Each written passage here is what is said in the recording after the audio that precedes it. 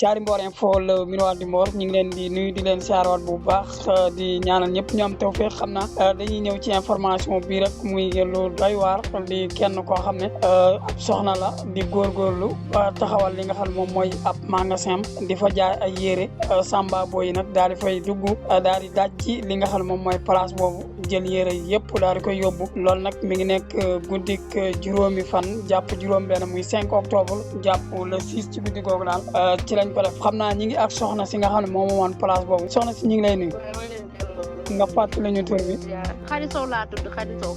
voilà soxna Khady yow yaa ngi dëkk ci dëkk bu ñuy wax Ricode Gandiol.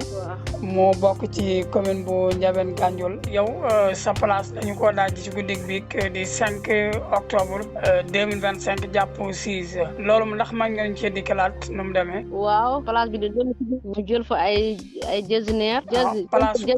place bi lan la woon mooy tissu nga doon jaay. jaay tissu.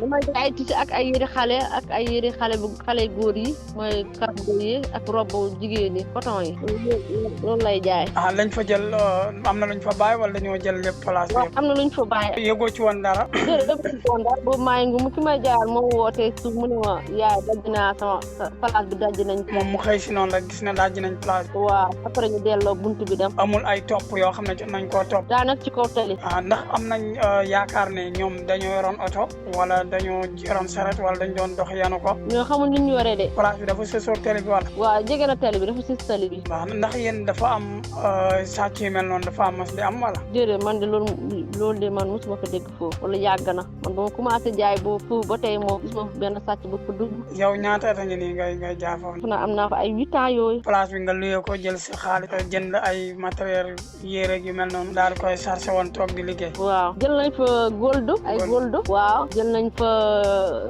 robe jigéen yi coton yi jël nañ fa ay cargo xale góor ñun ay coton tubéy coton yi ay yére xale bu jigéen yére xale yi mooy cargo xale yi coton yi. ndax dem nga police def si li nga xam ne moom mooy déclaration. waaw ñëw nañ foofu ba def nañ constat ba pare. waaw nee naa ñëw porte plainte. def nga ko waaw lay dem pour porte plainte waaw ñoom def nañ constat bind nañ ba dem. waaw léegi yow da ngay dem nga def plainte. voilà bu ko defee ñoom danañ def seen liggéey. léegi yow après lan ngay def.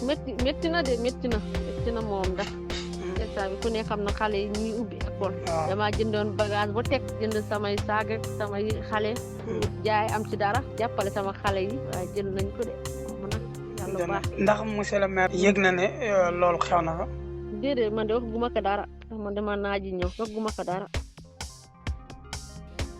kon mi ngi noonu muy lu metti loo xam ne dal na ko ñu dajji palaasam wala yóbbu li nga xam ne moo ci nekkoon lépp mu nekkoon ci ak waajtaay di jaay yére xale ak ay robb ak yu mel noonu comme ni mu ko waxee noonu rek muy càcc gu métti boo xam ne am na foofu noonu.